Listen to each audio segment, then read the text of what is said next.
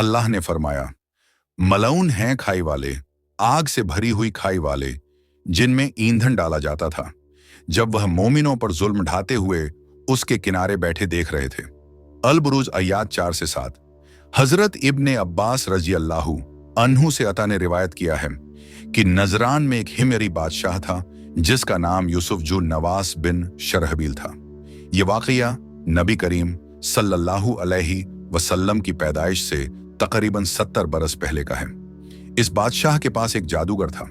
जब वह बूढ़ा हो गया तो उसने बादशाह से कहा, मैं बूढ़ा हो गया हूं, आप मुझे एक लड़का दे दें ताकि मैं उसे जादू सिखा सकूं। बादशाह ने एक लड़के अब्दुल्लाह बिन अस्सामिर को उसके पास भेजा।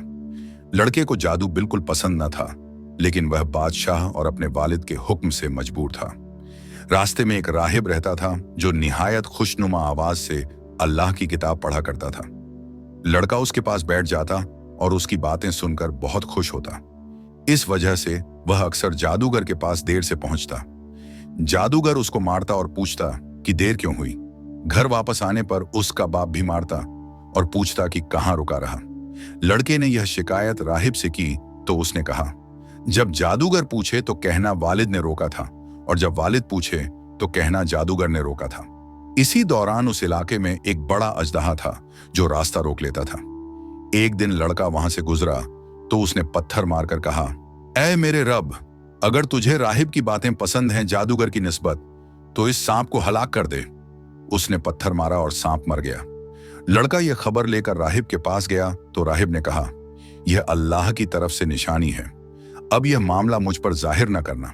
अल्लाह ने उस लड़के को करामत अता की। वह कोढ़ियों और अंधों को शिफा देता और बीमारों को सही करता। बादशाह का भतीजा अंधा था। उसने लड़के के बारे में सुनकर उससे मुलाकात की और कहा, अगर वाकई तुम सच्चे हो तो अल्लाह से दुआ करो कि मेरी बिनाएं लौटा दे। लड़के ने दुआ की और उसकी आंखें रोशन हो गईं। वह सीधा अपने घर वापस आया।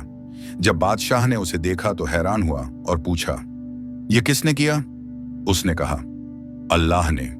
बादशाह ने पूछा, अल्लाह कौन है? उसने जवाब दिया, वही आसमान व जमीन का रब है। बादशाह ने बहुत जुल्म किया और आखिरकार उससे पता चला कि यह सब लड़के की करामत है। लड़के को बुलाया गया। उसने कहा, मैं किसी को शिफा नहीं देता, सिर्फ अल्लाह देता है। बादशाह ने लड़के और राहिब दोनों को सख्त अजाब दिया। राहिब ईमान से फिरने पर राजी ना हुआ तो बादशाह ने आरा मंगवाकर उसके सर पर रखा और 2 हिस्से कर दिया। बादशाह के भतीजे ने भी ईमान से इनकार न किया तो उसे भी आरा से चीरा गया। फिर बादशाह ने लड़के को पहाड़ पर ले जाकर कत्ल करने का हुक्म दिया, लेकिन अल्लाह ने पहाड़ हिला दिया और वह लोग हलाक हो गए। लड़का जिंदा सलामत बादशाह के पास वापस आया। बादशाह ने दोबारा उसको समंदर में डुबाने का हुक्म दिया, लेकिन कश्ती उलट गई और सब डूब गए। लड़का फिर जिंदा सलामत वापस आया। आखिरकार लड़के ने बादशाह से कहा, तुम मुझे उस वक्त तक कत्ल नहीं कर सकते जब तक वह न करो जो मैं कहूं। बादशाह ने पूछा, वह क्या है? लड़के ने कहा, तमाम लोगों को एक जगह जमा करो, मुझे दरख्त के तने पर बांधकर तीर मारो और कहना, अल्लाह के नाम से, इस लड़के के रब के नाम से, तभी मैं मरूंगा। बादशाह ने ऐसा ही किया। तीर मारा और लड़के की कनपटी में लगा। उसने हाथ रखा और वफात पा गया। तमाम लोगों ने बुलंद आवाज से कहा, हम ईमान लाए अल्लाह पर, इस लड़के के रब पर, अल्लाह के सिवा कोई माबूद नहीं। जब लोगों ने इस्लाम कबूल कर लिया तो बादशाह को सख्त गुस्सा आया। उसने शहर के दरवाजे बंद कर दिए, खाइयां खुदवाईं, उनमें आग जलाई और एक एक करके मुसलमानों को बुलाता। जो ईमान छोड़ देता उसे छोड़ देता और जो इनकार करता उसे आग में डाल देता।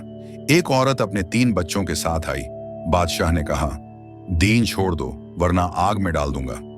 उसने इनकार किया। बादशाह ने उसका पहला बेटा आग में डाल दिया, फिर दूसरा भी। जब शीरख्वार बच्चे की बारी आई तो औरत का दिल कमजोर पड़ा, लेकिन बच्चा खुद बोल उठा, मां, दीन न छोड़ो, तुम हक़ पर हो। औरत साबित कदम रही और अपने बच्चे समेत आग में डाल दी गई। यह वाकया नबी करीम सल्लल्लाहु अलैहि वसल्लम से रिवायत किया गया है।